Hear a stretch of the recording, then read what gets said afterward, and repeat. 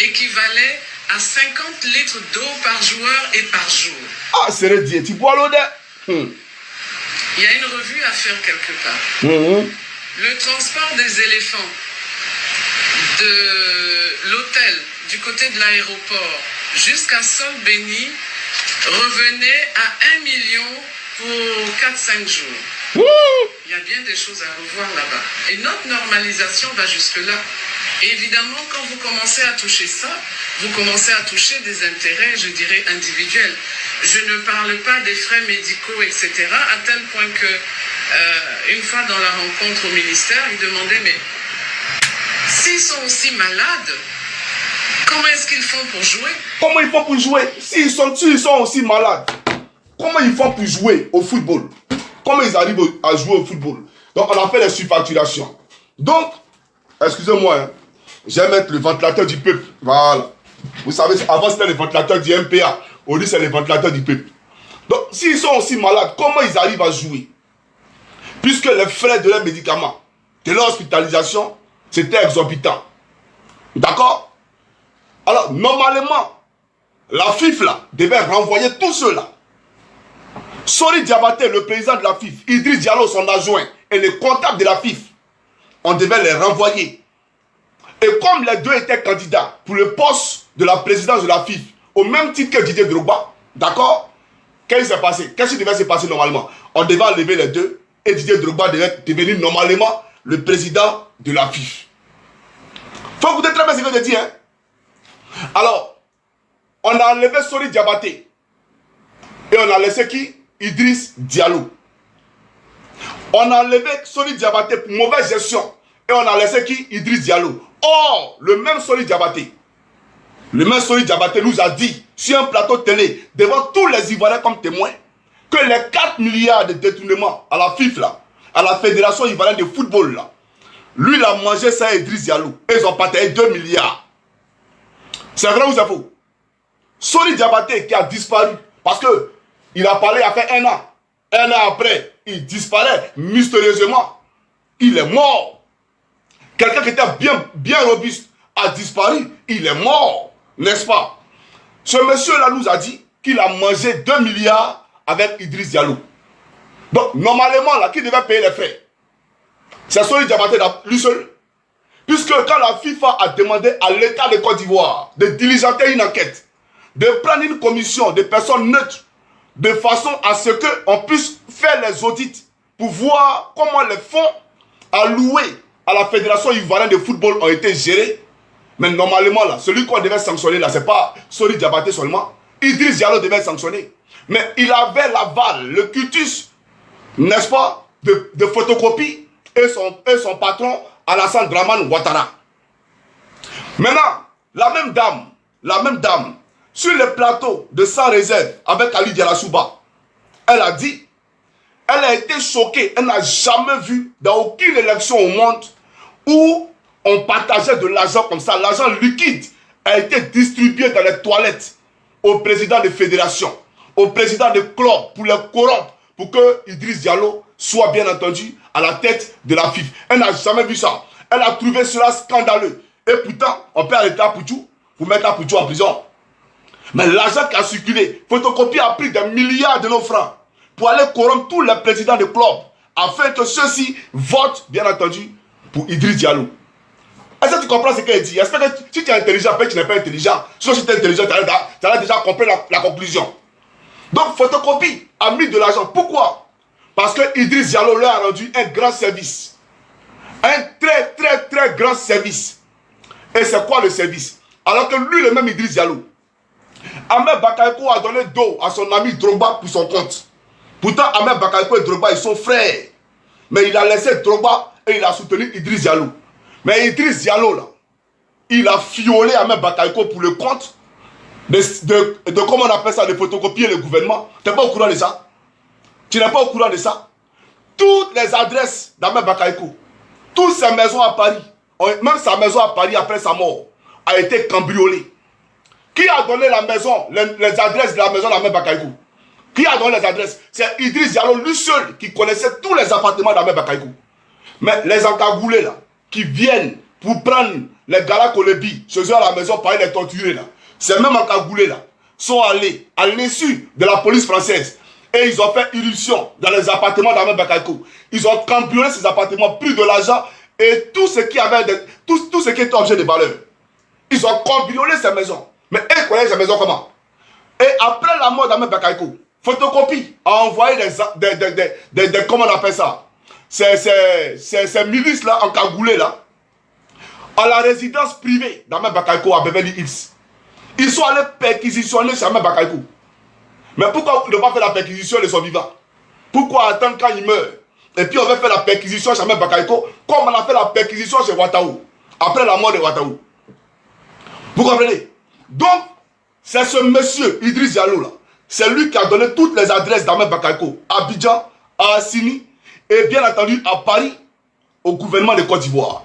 Et quand Ahmed est mort, tous ses comptes offshore, tous ses comptes à l'étranger, puisque c'est lui qui couvrait les comptes pour Ahmed Bakayoko à l'étranger. C'est lui qui payait les comptables de formation. C'est lui qui couvrait tous les comptes d'Ahmed Bakayoko à l'étranger. Il a mis bras sur ses comptes. Aujourd'hui, où je vous parle là, depuis la mort de Ambak, il est devenu immensément riche. Il est devenu immensément riche. Mais il n'est pas seul. Ahmed Ouattara, l'ancien joueur là, aujourd'hui, qui est dans le staff de Idriss Diallo à la Fédération ivoirienne de football. Sur Ahmed Ouattara, Ambak lui a acheté 2 villas duplex à Benjaville. Il n'a qu'à venir dire que c'est faux. Ambak lui a acheté 2 villas duplex à Benjaville. Le restaurant qu'il possède à Abidjan, le restaurant là, c'est Ahmed Bakayoko qui lui a donné l'argent pour faire ce restaurant là. Mais voilà des gens qui ont trahi les amis. Voilà des gens, puisque Ahmed là, Photocopie pas venir prendre poison pour mettre dans nourriture d'Ahmed. Ahmed était très méfiant. Ahmed, c'est quelqu'un qui était très méfiant. Ceux qui pouvaient manger avec Ahmed là, il y avait son cuisinier et puis Idriss Diallo. Donc là, chers camarades, même le cuisinier d'Ahmed Bakayoko, il ne savait pas qu'Ambak a été empoisonné. Ce cuisinier là, il est tombé malade au même titre qu'Ahmed Bakayoko. Aujourd'hui là, il a disparu. Il est où le cuisinier? Le cuisinier d'Ahmed Bakayoko est où? Il a disparu aujourd'hui. Parce que il ne faudrait pas qu'on découvre que le cuisinier est mort au même titre qu'Ahmed Bakayoko. Comme si on le sait, toute la Côte d'Ivoire va savoir qu'en réalité, ils ont été empoisonnés. Donc il a disparu. Oh, il a disparu, il est où? On ne sait pas où il est. Présentez-le nous. Présentez-le nous. Donc on fait croire aux gens qu'il a voyagé. Mais quelqu'un qui voyage, on est sur la terre ici. Même si tu es en Chine là, on peut savoir où tu es. On ne parle pas un peu. Mais si le cuisinier mourait comme Ahmed Bakayoko, toute la Côte d'Ivoire allait savoir que Ahmed Bakayoko était empoisonné. Donc il a disparu. Ils l'ont fait disparaître. Comme le cuisinier de Bédier comment on appelle ça, a disparu. Donc c'est pour te dire, champion, le combat que tu dois mener là, c'est ce combat là. Ceux qui t'ont envoyé pour venir dire Johnny Pacheco et ceci et cela là, c'est eux qui ont tué ton patron. Ahmed Bakayoko là, ils l'ont tué. Tu n'es pas au courant de ça? Ils l'ont empoisonné. Comme ils ont empoisonné Jenny Kobena pour prendre la tête du RDR. Mais depuis qu'ils ont pris la tête du RDR là, ils ont déjà fait une cérémonie d'hommage à Jenny Kobena. Mais chaque jour c'est hommage à Draman. On prend des milliards de nos francs. Hommage à Draman. Hommage à Draman. Mais les enfants de Jenny Kobena sont à Abidjan.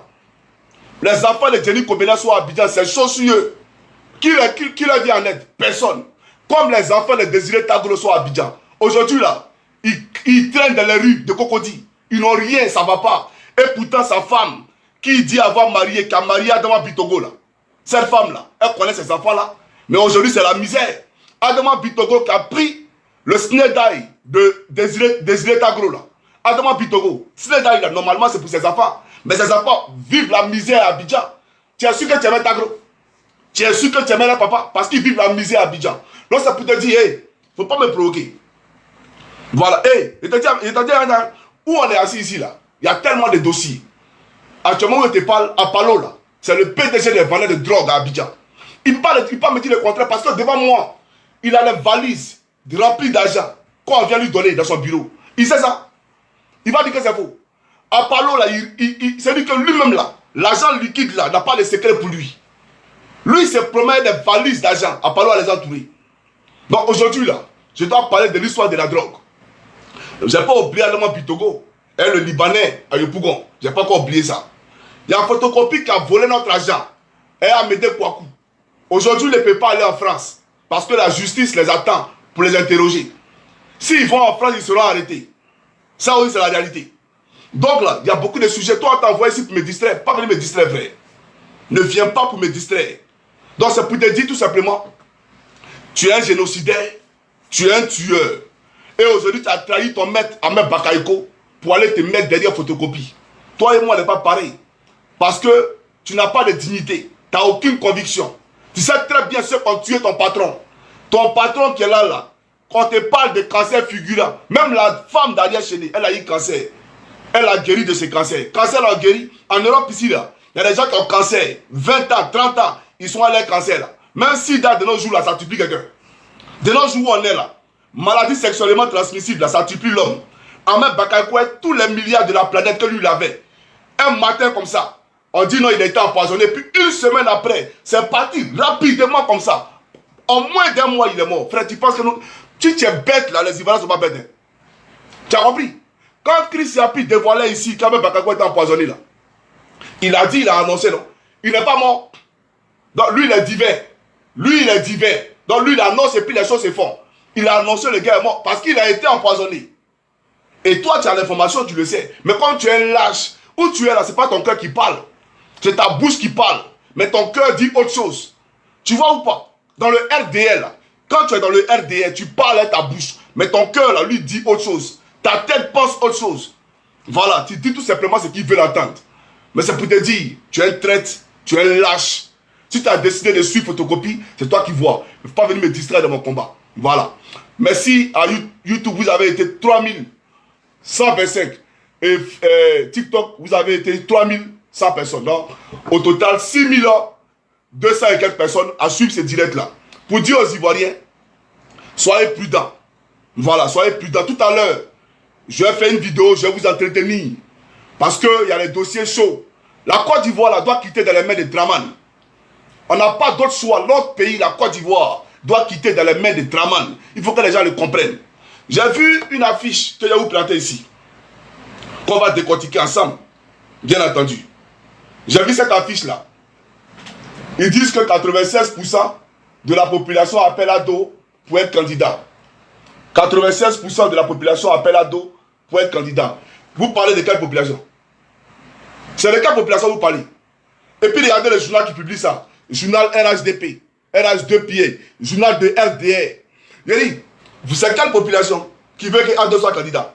96% de la population. Vous là, vous êtes majoritaire en Côte d'Ivoire. J'ai déjà démontré par A plus B qu'à l'Assemblée nationale, là, si Ado n'avait pas fait un découpage sur mesure, là, un découpage électoral par région sur mesure, vous ne seriez jamais majoritaire à l'Assemblée nationale. Si Ado ne nommait pas 33 sénateurs, mais c'est quelle démagogie ça là? Chaque camarade, regardez. Dans un pays où il y a des sénateurs qui vont se faire élire et ils sont en fait campagne pour devenir sénateurs. Et il y a d'autres que Ado nomme et puis ils sont collègues. Au Sénat là-bas, ils sont collègues. Mais ça c'est quoi ça là? C'est pas tordre le cou à la loi. C'est pas tordre le cou à la loi. Un pays où on nomme le vice-président et le vice-président a plus de pouvoir que le président de l'Assemblée nationale. Bon, d'ailleurs lui-même c'est un rebelle, mais je parle en termes de droit, en termes de normes. Le vice-président a plus de droits que le président de l'Assemblée nationale, qui est le président de tous les députés. Donc normalement là, c'est comme un président de la République. Mais Ado a il a fait voter un projet de loi, d'accord, dans la Constitution, où lui il a le droit de nommer son vice-président. Ça veut dire aujourd'hui il peut prendre son petit frère ou sa nièce, elle est vice-présidente. Et si lui meurt là, elle est la présidente. Vous n'avez rien compris. Vous pensez que la Côte d'Ivoire vous appartient? Vous pensez que la Côte d'Ivoire vous appartient? C'est pas ce tout le Mamadou là. Ce faux bêté là, il dit les Dalois. Il disait que oui, votre papa Gbagbo, vous voulez que notre papa, nous on quitte là pour se battre contre votre papa. C'est lui qui disait ça, non? Donc si votre papa Gbagbo là, il vient être candidat, notre papa Alassane sera candidat. Mais vous avez enlevé notre Gbagbo sur la liste électorale. Donc votre papa là, il fait quoi dans la compétition là? Si notre papa Gbagbo n'est pas sur la liste électorale, votre papa Draman là, il cherche quoi sur la liste électorale? Il cherche quoi dans la compétition? Il n'a qu'à essayer. Il n'a qu'à... On attend son discours de nouvelle année là, on attend ça. Impatiemment. Et puis il a dit une chose. En parlant là, son message sort quand? Son message de retraite là, ça sort quand, Draman? Puisque l'année passée là, le 20 décembre, tu as fait sortir le message où tu as envoyé Ange Kessi à la retraite. Mais en parlant là, tu lui as donné 1 an. Tu as dit à Ange Kessi d'aller à la retraite. Donc, en parlant, il est plus intelligent que Ange Kessi quoi. Ou bien il est plus ivoirien que Ange Kessi. Le général Kwaku Nicolas, que Apalo a remplacé, qui lui allait à la retraite en 2017 là. Apalo est méritant que lui. Apalo est plus gendarme que lui. Apalo connaît trop la gendarmerie que lui. Soyons sérieux, hein. Le message de retraite d'Apalo là, ça sort quand, Draman? Faut nous expliquer ça. Nous on attend ça impatiemment. Voilà. Donc c'est pour dire à Ouassa, photocopie là. Le poste de vice-président à Idriss Diallo là, c'est la récompense pour la disparition de ton patron. Français n'est pas là, tu comprends? Idriss Diallo là, il est à la tête de la FIF là. C'est pour service rendu en photocopie. De reprendre, j'ai dit, Idriss Diallo, qui est à la tête de la FIF là, on lui a donné ça, l'État de Côte d'Ivoire lui a donné ça. Photocopie a pris des milliards pour aller corrompre tous les directeurs, tous les présidents de clubs, pour que ceux-ci votent contre Didier Drogba là. C'est pourquoi? C'est pour service rendu, pour l'élimination physique d'Ahmed Bakayoko. Tu comprends? Espèce de lâche, on tue ton patron, tu as venu t'asseoir pour parler de Johnny Pacheco. Quand tu me regardes là, quand toi et moi là, qui est Maboul? Toi qui prends du sang pour aller verser devant sa maison d'un président. Tu prends du sang pour aller verser. Oh, peut-être même que c'est sang humain, peut-être un tueur. Dans ta voiture, il y a arme dedans. Toi-même, tu es armé. Tu prends du sang pour aller verser devant la maison d'un président. Tu es normal? Tu es 1 plus 1, la font 2. Mais toi, au fait, comme tu sais que tu es destiné à l'enfer, tu viens distraire les enfants de la lumière. Moi, je suis un fils de Jésus-Christ. Il ne faut pas s'emmerder. Voilà. Chers camarades, je vais m'arrêter là. J'ai refait une vidéo tout à l'heure. Je vais faire... Il faut me dire en commentaire, si vous voulez que ce soit Apalo, le vendeur de drogue. Parce que Apalo a brûlé la drogue. Le procureur, Adou Richard, ils ont brûlé la drogue. Mais la drogue s'est retrouvée dans les mains des gendarmes qui ont vendu de la drogue. Et aujourd'hui, ils sont en train de faire le procès à huis clos. Vous voulez qu'on parle de ces dossiers-là ou qu'on parle de Bitogo, l'homme au bocho, voilà comme on l'appelle souvent, Bitogo, ou bien on parle de photocopie et bien entendu son acolyte Amédée Kwaku. Dites-moi en commentaire ce que vous voulez. Il a fait ça bien pour vous donner. Alors chers amis, je m'arrête là pour le moment. Pour le moment, c'est le camarade Johnny Pacheco Antonio. Désormais, vous savez qui a tué en bac. Et puis je vais renchérir. Il y a une information capitale qui n'est pas donnée la dernière fois. Je vous ai dit que l'État de Côte d'Ivoire a envoyé 2 mercenaires, soi-disant journalistes d'investigation. Un Belge d'origine nigérienne, donc du Niger, et un Belge d'origine belge, donc un blanc. Ils sont arrivés, c'est le gouvernement qui les a payés pour venir, soi-disant pour mener les enquêtes, des investigations sur Ahmed Bakayoko. C'est le ministère de la Communication qui a donné le OK pour que ceux-là arrivent en Côte d'Ivoire, pour aller faire les enquêtes. Et vous savez quoi? Quand vous quittez le restaurant Le Pan, il y a le rond-point qui est là, non? Le rond-point là, en partance pour Sol Béni, dans la direction de Sol Béni là, le premier carrefour à gauche, c'est-à-dire quand vous quittez vers la Rivera Palmeret là, hein, quand vous quittez vers la Rivera 3, pas Rivera Palmeret, Rivera 3, et vous arrivez au rond-point après le restaurant Le Pan là, en direction de Sol Béni là, d'accord, quand vous partez vers le golf là, chers camarades, le premier carrefour à gauche, c'est là que c'est le carrefour d'Ahmed Bakayoko. Et vous longez la route, vous ne tournez pas à gauche, à droite, tout droit. Vous allez tomber, bien entendu, sur un tournant, n'est-ce pas? Et quand vous tournez là, vous allez voir, il y a une villa en face de la maison d'Ahmed Bakayoko. Cette villa-là, bon, en face de sa maison, mais il y a un coin inhabitable. Puisque Ahmed a payé toutes les maisons qui étaient autour de lui, qu'il a cassées, et puis il a fait une grande maison parce qu'il ne voulait pas avoir de voisins. D'accord? Et donc, en face d'Ahmed Bakayoko, là, en face, c'est-à-dire en face de sa maison, la maison voisine à sa maison. Vous comprenez? En face de sa maison, la maison voisine à la maison en face de sa maison, c'est là que Draman a logé les 2 Nigériens. C'est là qu'ils étaient. C'est-à-dire quand Ahmed sortait de sa maison là, pour partir au travail là, il passait devant ces 2 espions pour le compte du gouvernement pour aller au travail. Ahmed voulait acheter cette maison. Ils se sont opposés. Ils ont refusé de vendre la maison sans Ahmed Bakayoko. C'est vrai ou c'est faux? La maison qui est en face d'Ahmed Bakayoko là, la maison voisine à la maison en face d'Ahmed Bakayoko là, Ahmed Bakayoko voulait acheter cette maison. Ils ont refusé de vendre ça à Ahmed Bakayoko. Et c'est là-bas les 2 espions étaient logés pour le compte du gouvernement. Et c'est eux qui ont bien entendu propagé, bien entendu ce truc-là, du genre Ahmed Bakayoko était vendeur de drogue. Mais aujourd'hui, là, le réseau de drogue, là, celui qui gère le marché de drogue, s'appelle Tiene Brahima Ouattara. C'est lui qui gère toute la drogue aujourd'hui en Côte d'Ivoire. Et les différents points de vente, je vais vous donner les différents points de vente. Voilà. Il passe même par ce que vous appelez influenceuse là. Des filles qui ne font rien, qui n'ont pas de revenus. Elles ont des salons de 100 millions, des salons de 200 millions. Elles achètent des duplex, etc. Tout ça là, j'ai cassé tous les papos. Et puis j'aimerais dire à la directrice du FAIR, toi qui baises une influenceuse, tu prends l'argent du FAIR pour l'envoyer à Dubaï. Et tu prends l'argent du FAIR pour qu'elle achète une maison pour sa mère. Tout ça, j'étais papo. Mais je viens étape par étape. Parce que voici une dame, même quand il y a les cérémonies, on veut prendre photo, elle va quitter là. Parce qu'elle ne fait même pas du bruit. Pourtant, c'est une lélé. C'est une lélé. Un mougou, une influenceuse que vous adulez. Un mougou, une influenceuse qui est allée même où on appelle là. La fille qui n'a pas préparé, qui a préparé pendant comme elle est jouée, elle n'a pas dormi là. Zénab là. Elle est allée là-bas, cette influenceuse là. Un mougou ça. Quand là, elle doit se déplacer pour aller par exemple à Dubaï ou à Paris, l'influenceuse là va une semaine avant. Elle paye son billet, son hôtel, elle paye tout. Et puis la fille là s'en va. Maintenant elle là, elle suit après, il y a un autre vol pour aller la laper. La directrice du FAIR, elle a qu'à venir dire que c'est faux. Il a donné tous les noms. Et même le nom de l'influenceuse. C'est ceux-là. Vous êtes un danger pour la République. Vous là, vous n'êtes pas représentatif du peuple de Côte d'Ivoire. Vous là, vous êtes une misère morale. Vous là, vous pratiquez tout ce qui est saleté dans le gouvernement de Côte d'Ivoire. Vous avez compris? Mais je viens, c'est pour dire simplement à Siawasa, et frère, je suis concentré. Hein. Où moi je suis assis, je suis très concentré. Il ne faut pas m'emmerder. Voilà. Que Dieu bénisse la Côte d'Ivoire. C'était le camarade Johnny Pacheco. Merci. Vous avez été 3620 personnes à me suivre sur YouTube et 4200 personnes à me suivre sur TikTok. Ça fait 10 000 personnes. Celui qui a quel, il n'a qu'à venir faire ça là. Et puis voici, on n'est pas Johnny Pacheco qui peut. Qui veut, mais qui peut. On est ensemble les gars, portez-vous bien. Ciao, ciao YouTube. Voilà. Donc les gars, c'était juste pour vous donner ces informations là pour dire à Wassa, je ne suis pas ton camarade, quand on est garçon là, il faut aller faire parler en bac. Pas venir m'aider Johnny Pacheco. Je vais me préparer parce qu'il y a parlé à les gens tous les deux, les visiter tout à l'heure. On est ensemble les gars. Ciao, ciao.